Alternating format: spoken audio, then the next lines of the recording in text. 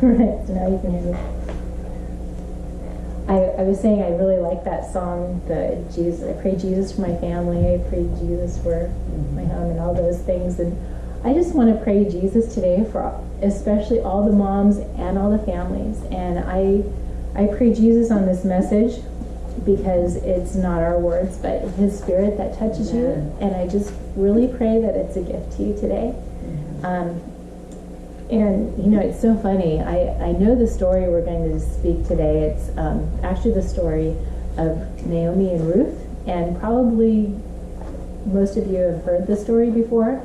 But maybe you learned something new like I did.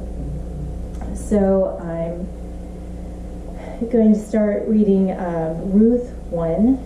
And I'm eventually going to get through verse 18, but we'll start here and read Ruth 1 through 5.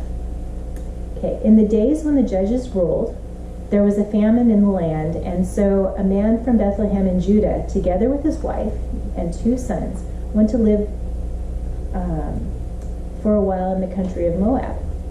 The man's name was Elimelech, his wife's name was Naomi, and the names of his 2 sons were Mahlon and Chilion. They were Ephrathites from Bethlehem, Judah, and they went to Moab and lived there. Now, Ephrathites meant that they were from Bethlehem. Ephraim was the name of Bethlehem before it was called Bethlehem. So now Elimelech, Naomi's husband, died, and she was left with her 2 sons. They married Moabite women, one named Orpah, and the other was Ruth. After they had lived there for about 10 years, both Mahlon and Chilion also died, and Naomi was left without her 2 sons and her husband. And just for a little background of that situation in those ancient times, widows was not a very positive thing to be, because oftentimes people took advantage of them, because I guess there wasn't the man to stand up for them, and also they were ignored. They really didn't have a very good means of taking care of themselves financially, and so they were often left in poverty. Now in God's law, He tried to do something to help remedy this, and what He did is, His law was that the nearest relative of the dead husband should take care of the widow, and this person was called a guardian redeemer. You may hear this term later on in the story. So right now, as we've read through verse 5, Naomi finds herself a widow. Both her husband and her 2 sons are all deceased, so every male in her immediate family. She has no relatives where she's lived because they've moved from Bethlehem to Moab due to the famine. And she's not even certain if any of her close relatives who were potential guardian redeemers even lived still in Bethlehem. But she did hear news that was good, and here's what it was, that she heard that the Lord had come to the aid of His people by providing food for them, and so it was safe to go back to Bethlehem because the famine was over. So with her 2 daughters-in-law, she left the place where she had been living and set out on the road that would take them back to the land of Judah. So Naomi said to her 2 daughters-in-law, "Go back, each of you, to your mother's..." Oh, excuse me. Sorry, I skipped. So with her 2 daughters-in-law, she left the place where she had been living and set out on the road that would take them back to the land of Judah. So she left with her 2 daughters-in-law and started on her way. But then she seems to have had a change of heart. Naomi said to her 2 daughters-in-law, "Go back, each of you, to your mother's home. May the Lord show you kindness as you have shown kindness to your dead husbands and to me. May the Lord grant that each of you will find rest in the home of another husband." So, while Naomi loved her daughters-in-law and she wanted them to go with her, it would have made her life so much easier. You know, it's always easier to have help, and of course less lonely because she's not by herself. But she seems to have come to the decision that it would be more beneficial to her daughters-in-law for them to go home and have the potential of starting a new family of their own, because she has nothing really to offer them. She doesn't, again, know if there's any help for her in her homeland, and if they return to their families, they can potentially start new families and not have the possibility of living in poverty with her. So then, after saying that she wanted them to go home, Naomi kissed them goodbye, and they all wept out loud and said to her, "We will go back to you with your people." So both Orpah and Ruth wanted to return to Bethlehem with her. But Naomi said, "Return home, my daughters. Why would you come with me? Am I going to have more sons who could become your husbands? Return home, my daughters. I am too old to have another husband, and even if I thought there was still hope for me, even if I had a husband tonight and gave birth to sons, would you wait until they grew up? Would you remain unmarried for them, my daughters? No. It is more bitter for me than for you, because the Lord's hand has turned against me." At this they wept aloud again. Then Orpah kissed her mother-in-law goodbye, but Ruth clung to her. "Look," said Ruth, "your sister-in-law is going back to her people and her gods. Go back with her." But Ruth replied, "Don't urge me to leave you and turn back from you. Where you go, I will go. Where you stay, I will stay. Your people will be my people, and your God, my God.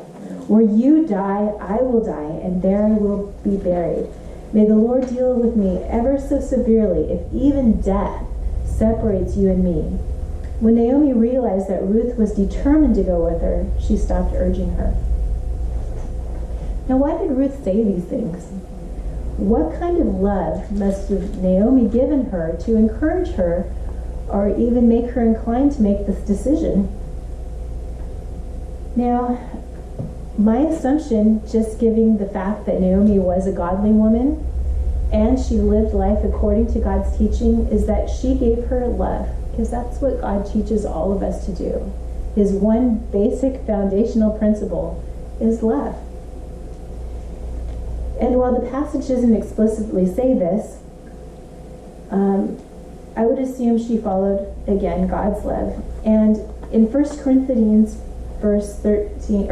chapter 13, verses 4 through 8a, God lists many do's and do nots in regards to what love is. But for the purposes of this message, I'm going to list 7 of them, of things that God does say love is. And these things are being patient, kind, selfless, always protects, always trusts, always hopes, and always perseveres. I believe Naomi showed the first 2 things when she voluntarily,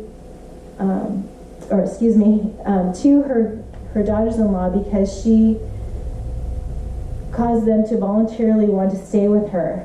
I mean, would you want to stay with anyone who wasn't patient and wasn't kind? And she didn't appear to be yelling at them or being mad at them to try and make them stay. And she was selfless when she asked them to return to their families, because she truly believed in her heart that would be the easiest and best path for them, if I could speak. And then Naomi showed selflessness,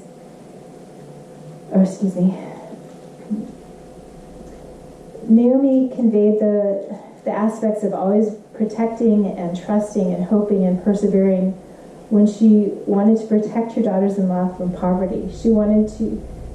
She trusted and hoped that they would start their lives over again in Moab, and she persevered in her journey to keep herself from being a burden to them. Naomi was not likely perfect in modeling love to her daughters-in-law over the last 10 years, but it is evident that she did it well, and they saw her heart. It is also evident that Naomi taught her daughters-in-law about God. Otherwise, they would not have been, quote-unquote, returning to their gods in leaving her. It is also evident that Naomi was successful in modeling love. Ruth modeled that love right back to Naomi when she patiently and kindly and selflessly refused to return to Moab, choosing instead to protect Naomi and to trust and hope that through her choosing God and persevering unto death to go with Naomi. As a mother, Naomi showed love equally to both Orpah and Ruth. Orpah and Ruth each made their own choice about whom to follow. They were both given the choice of free will, an invitation. God will always invite us into his blessing and never forget us. And he will always bless our decision to follow him, even when blessing seems far and obscure, something that won't likely occur. Now,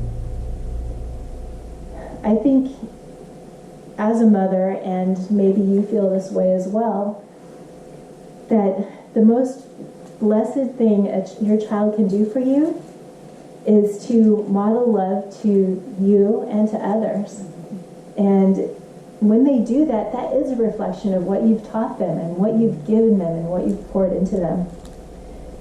And then to have them choose God, that's an even bigger blessing, because you know that, and I don't know why I'm crying, but when they go through life, they are not yours anymore. Yeah. You will not be there to help them, although you will be as much as you can. But God will always be with them. He will always guide them. And if they choose God, he will direct their path. And when they have hardships, he will give them a window. And then someday when we're gone, then we get to see them again. And so my prayer for myself and all of you is that God will bless you and your children with that, and that they will never forsake him, and they will always be a child of God. Thank you, Mom. You did a wonderful job. What? I couldn't look at her for the last few minutes because she was gonna make me cry. So I know my Mommy, I can't look at you. Sorry. So I know my mom, she was focusing on the love and the investment that Naomi poured into Ruth, and how that was reflected back to her. And so for the second point, I just kind of wanted to talk about Naomi and where she was in this current point of life. So I'm going to start with, and kind of review, Ruth 1:19 through 21. So the two women went on until they came to Bethlehem. When they arrived in Bethlehem, the whole town was stirred because of them. And the woman explained, "Can this be Naomi?" "Don't call me Naomi," she told them. "Call me Mara, because the Almighty has made my life very bitter. I went away full, but the Lord has brought me back empty. Why call me Naomi? The Lord has afflicted me. The Almighty has brought misfortune upon me." So Naomi returned from Moab, accompanied by Ruth the Moabite, her daughter-in-law, arriving in Bethlehem as the barley harvest was beginning. So, love is a funny thing, because it requires you to give openly with an open hand, right? You can't love with closed doors just to protect yourself. Love is only effective when being vulnerable.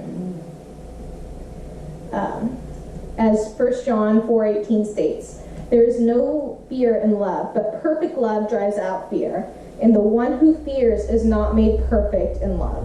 Now, Naomi's life no longer leaves her open to loving on people without abandonment. Like, that door is closed for her right now. But it has her retreating within to protect what she thinks she has left of her heart.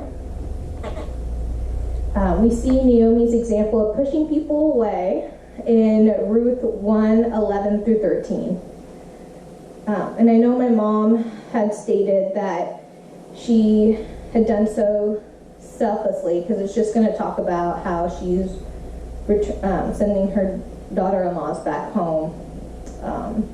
And while that is true, I also believe that there's a little bit of selfishness in that desire. But Naomi said, "Return home, my daughters. Why would you come with me?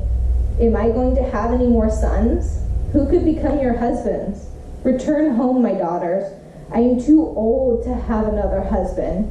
Even if I thought there was still hope for me, even if I had a husband tonight and then gave birth to sons, would you wait for them? And would you wait until they grew up? Would you remain unmarried for them? No, my daughters. It is more bitter for me than for you, because the Lord's hand has turned against me." Now, I'm not saying, don't protect yourself, because I believe in this moment she was hurting so much that she no longer wanted to have anybody in her life that she wanted to care about. Because her heart, in her mind, God had already turned his back against her. And she feared that if she had anyone left with her, that they would just suffer as much as she did. So, like I said, I'm not saying don't protect yourself, but you need to trust that God will protect you above all else. That when you expose your heart to God, that's when the healing and restoration begins. So like in Philippians 4:7, the peace of God, which transcends all understanding, will guard your hearts and your minds in Christ Jesus. So in the instance of Naomi, in her time of grief, Ruth chose to love without walls. Now, this is an interesting choice, because oftentimes when you're dealing with hurt people, they hurt people. So it's easier not to deal with hurt people. It's easier to recant oneself, take a step back, and protect your heart first. But her decision is a direct reflection of what she has been shown. That her love started the healing process in Naomi. Because when you're at the bottom, that's when the seeds of love truly flourish. That's when they begin to take root, because love sees you at your worst and still says, I choose you, I want you, and I want to be with you. So God places people in our lives for a reason. God gives us temporary stewardships of the people around us. And if we do what He's called us to invest, to love, to protect, through every trial we face, He will not let us walk alone. So another example would be Moses and his mother Jochebed. Is that how you say it? Okay, cool. In Exodus. What? There's been a lot of debate about this in my family. Jochebed, she hid her son for 3 months during a time when the Pharaoh was killing infants right and left, and those who were protecting them. So they'd just, find out you were having a baby boy, take you out, assassin style. Anyway, in a desperate attempt to save the life of her son, she sent him down a river in a basket. Now, Jochebed protected her son during the time that God allowed her to have stewardship of him. And in return, God blessed her dedication, spared her son's life, and allowed her to raise her child under the protection of the Pharaoh's daughter. I mean, how amazing is that? She only had him for 3 months. She only got to hold him in her arms for 3 months before she felt it was too dangerous to have him any longer, before she felt any inclination to send him down the river. And even then, that was an act based on faith. Yeah. That was an act based in love to give him another chance. Naomi loved Ruth and invested time into her, giving her wisdom and guidance. This resulted in Ruth returning loyalty and companionship to Naomi during her time of suffering. It also provided Naomi with the stability and grounding she needed during this difficult time. Now, where would Naomi and Ruth have ended up if Naomi hadn't done what she had been called to do?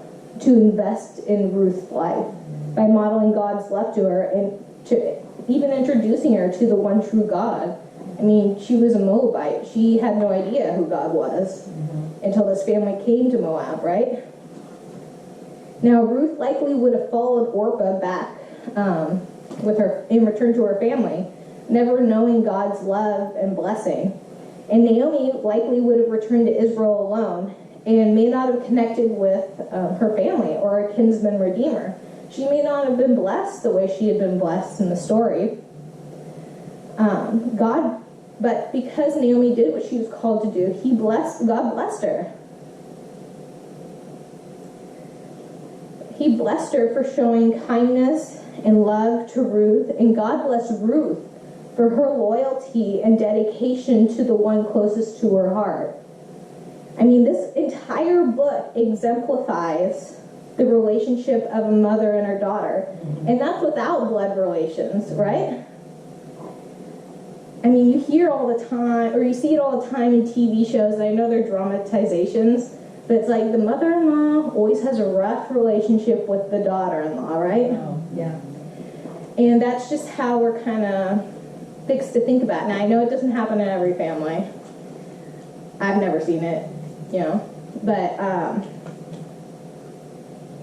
there's always kind of like that wall when you see them, and it's just modeled that way. But like, that wasn't the case with Naomi and Ruth and Orpah.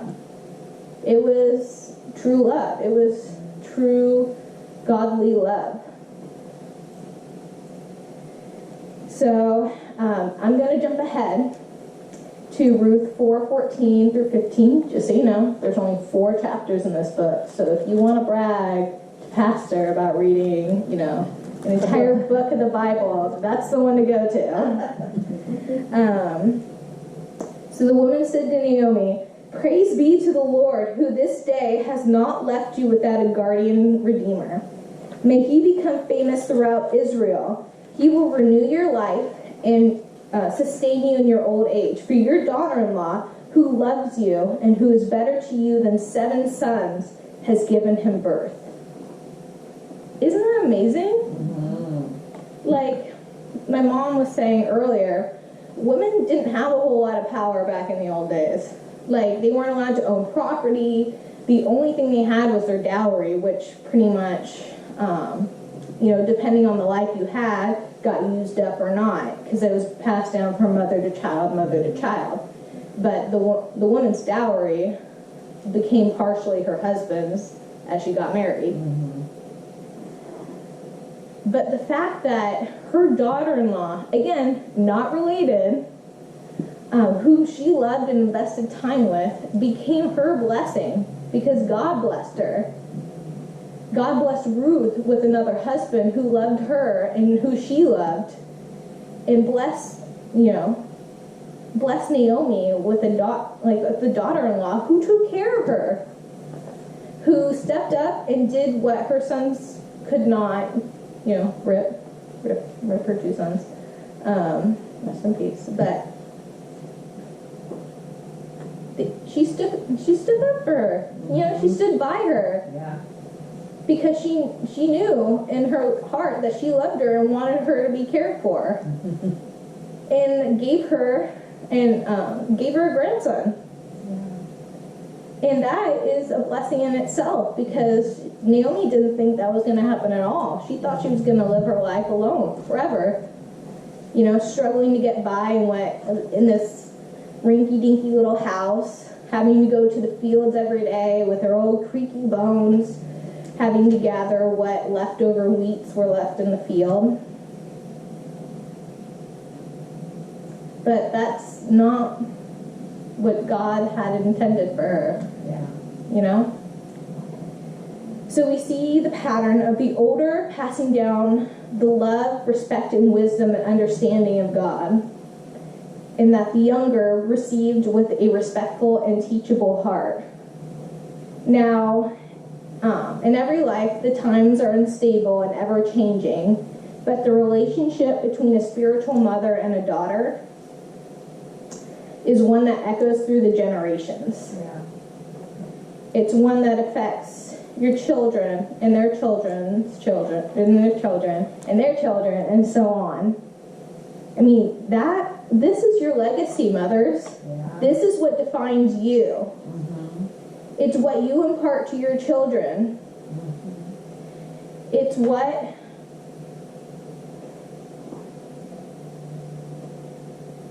makes you so valuable and so admired and so loved.